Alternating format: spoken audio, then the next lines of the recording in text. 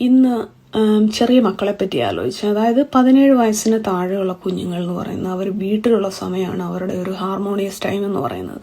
17 വയസ്സ് കഴിഞ്ഞുള്ള ഒരു മനുഷ്യൻ്റെ ജീവിതം അത് കംപ്ലീറ്റ്ലി സ്ട്രേഞ്ചേഴ്സിൻ്റെ കൂടെയാണ് മോസ്റ്റ്ലി. കാരണം അത് ഐദർ ഫ്രണ്ട്സ് ആയിരിക്കാം, റൂംമേറ്റ്സ് ആയിരിക്കാം, അല്ലെങ്കിൽ പാർട്ട്നേഴ്സ് ആയിരിക്കാം. മുതിർന്നു കഴിയുമ്പോൾ പിന്നെ ഇച്ചിരിയും കൂടെ പ്രായമാകുമ്പോഴത്തേനും ഭാര്യ അല്ലെ ഭർത്താവ് റിലേഷൻഷിപ്പിലായിരിക്കും. എനിവേ അത് ടോട്ടൽ സ്ട്രേഞ്ചേഴ്സിൻ്റെ കൂടെയുള്ള ജീവിതമാണ്.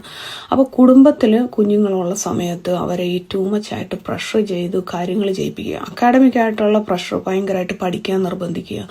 ഇടയ്ക്കിടയ്ക്ക് ഇങ്ങനെ ട്യൂഷൻ കൊടുത്ത് വീക്കെൻഡ്സ് ഒന്നും ഒരു ബ്രേക്ക് ഇല്ലാതെ, അല്ലെങ്കിൽ മറ്റേ ഈ ഭരതനാട്യം, കർണാട്ടിക് മ്യൂസിക്, അതിന് മേളിൽ പിന്നെ ഈ ഫസ്റ്റ് ലാംഗ്വേജ് മലയാളം അല്ലാത്ത പിള്ളേരെ ആത്മീയമായിട്ടുള്ള കാര്യങ്ങൾ ഭയങ്കരമായിട്ട് പുഷ് ചെയ്യുക, പ്രാർത്ഥനകൾ മലയാളത്തിൽ തന്നെ പഠിക്കുക. അപ്പോൾ ആ രീതിയിലുള്ള പ്രഷറുകൾ കൊച്ചുങ്ങൾക്ക് കൊടുക്കുന്നത്.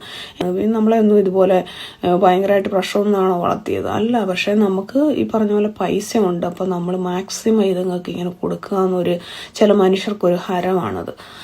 പക്ഷെ എത്രത്തോളം ആ കൊച്ചുങ്ങൾ എൻജോയ് ചെയ്യുന്നുണ്ടെന്നുള്ളത് ഇവർ മനസ്സിലാക്കുന്നില്ല.